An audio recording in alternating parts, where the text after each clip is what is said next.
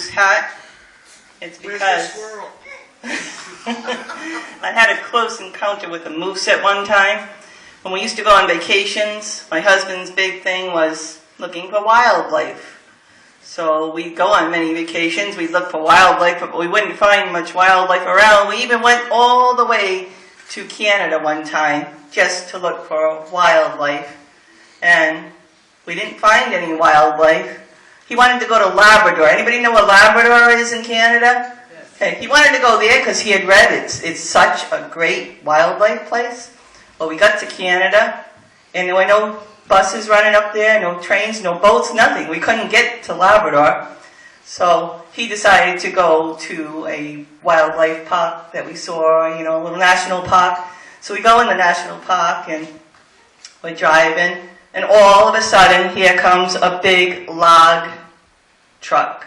Now, these trucks are pretty big, and they've got all the trees on them from that they've cut down, and it's racing. It's coming right towards us. So what was the logical thing we did? We ditched ourselves. Yep, we landed right in the ditch. And there's all these French people there. They're all laughing at us. Those stupid Americans. Look at them, they're in the ditch. Well, we never saw a moose in Canada. Never. But when we were in Maine one time, we're driving along, and all of a sudden, right by the side of the road, is this big, huge moose. And so I'm in the passenger seat. The moose is right here, like about 3 feet away.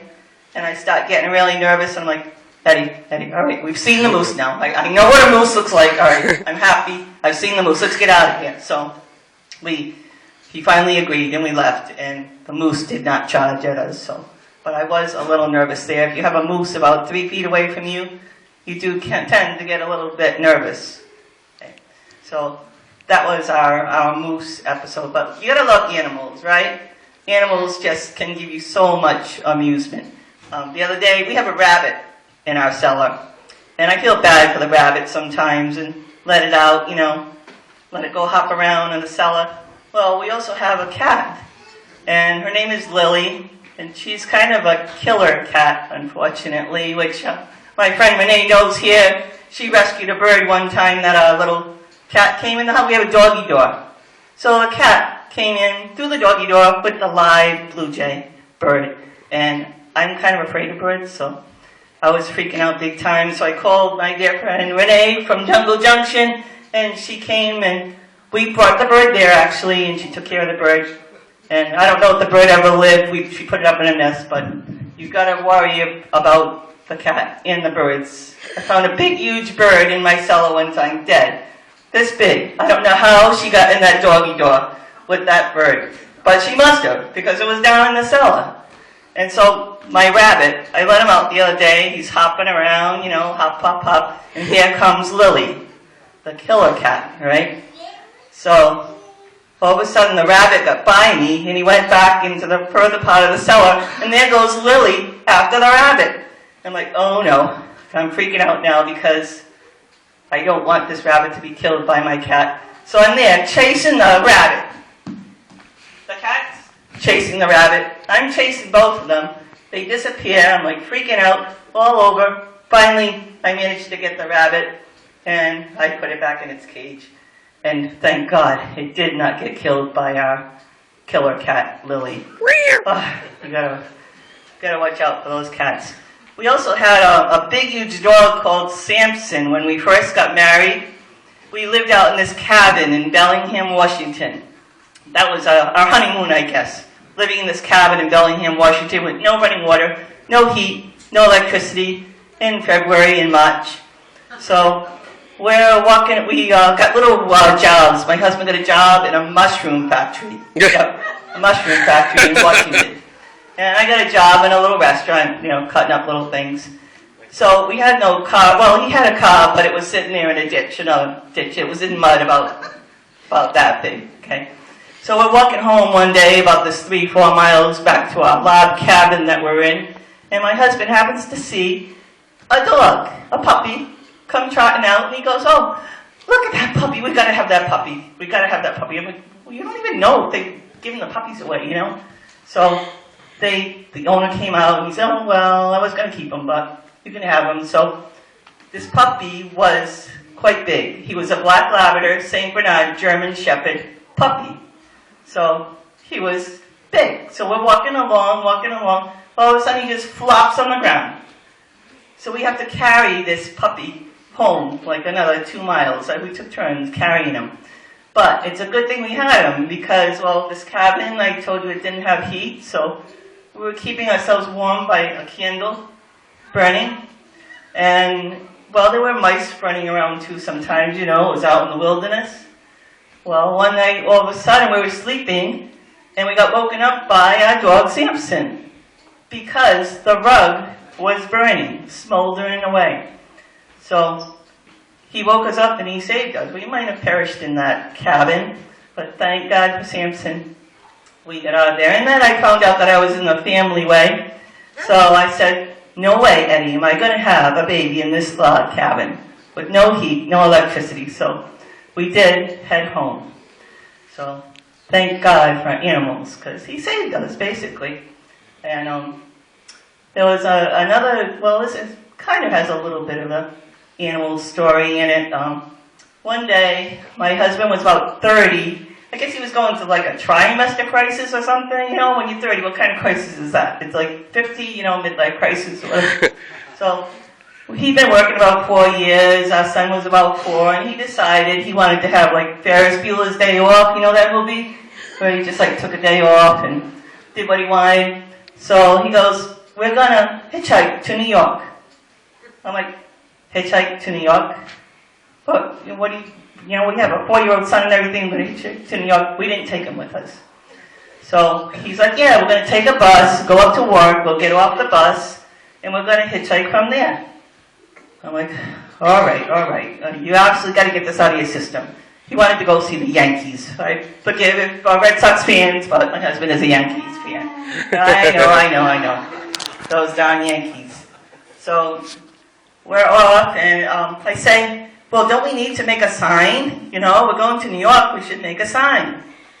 He's like, professional hitchhikers don't make signs.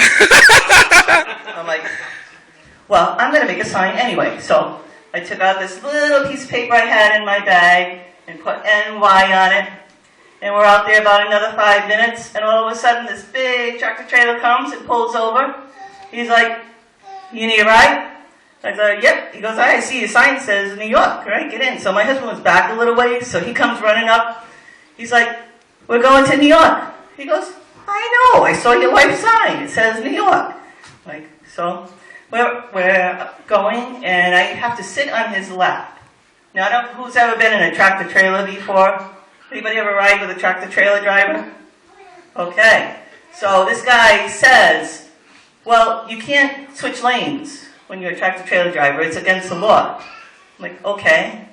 Well, all of a sudden, he gets like about 5 minutes, 5 spaces from a car, and he's like, I gotta get out of here. So he starts going like crazy. Zoop, zoop, zoop, zoop. And I'm hanging on for dear life.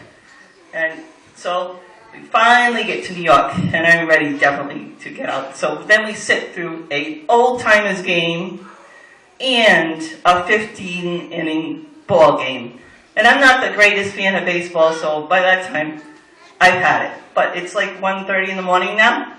And his plan was to take a subway train back to Connecticut and hitchhike from there.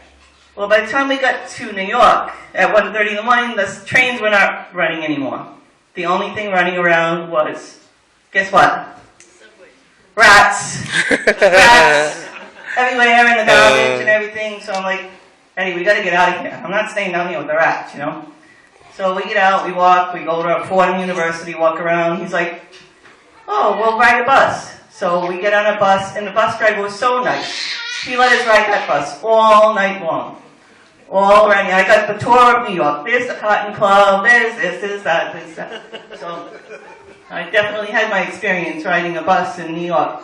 Finally, morning comes after about 6 hours of riding this bus around for hours. But my husband was snoring away, and I talked to the bus driver the whole time. So morning comes, and we do take the subway to Connecticut, and we get out, and we start hitchhiking. We're out there maybe 5-10 minutes, and all of a sudden, a van pulls over, and he says, "Where are you going?" We said, "Rhode Island." "Oh, I am too. We're going to Rhode Island." And so we get in a van, and my husband starts talking to him, and it turns out he knew somebody that my husband knew. He was a pastor from a Baptist church in Warwick. I mean, talk about life-saving, and if you don't believe there's a presence out there, I'm like, yes, thank you God, because we were saved by this pastor. And he gave us a ride right all the way home to our doorstep. And so that's just a few of my stories that I've had, life-handed stories. That's just a few of them. Carlita. Hold on.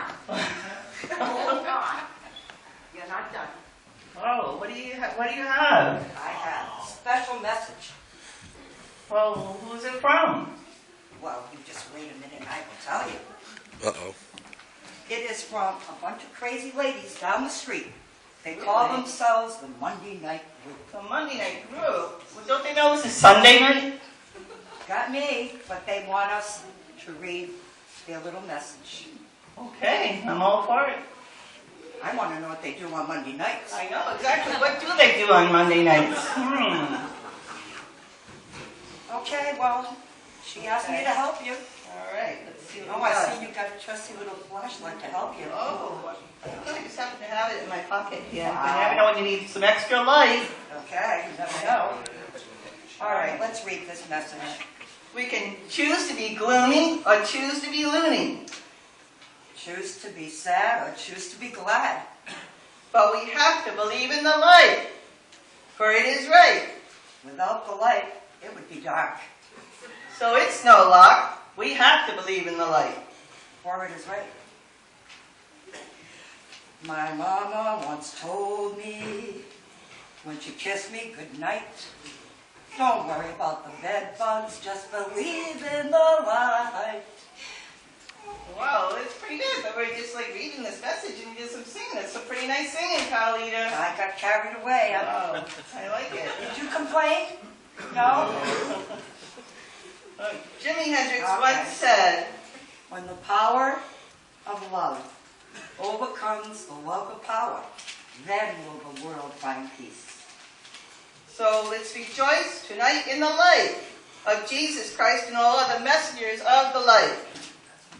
We have to believe in the light, despite the iniquities of life. We have to believe in the light, for it is right. So if your life's in strife and it just feels like you're in hell and it's not going so swell, Just come drink the water of life from the living well.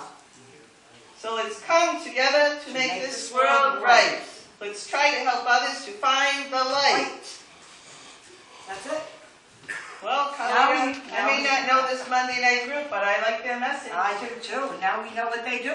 All right. I think maybe we'll have to check it out sometime. We're going to have to get them to come to church. Maybe they will come. Maybe Maybe they'll be they here will. pretty soon. That's it. All right.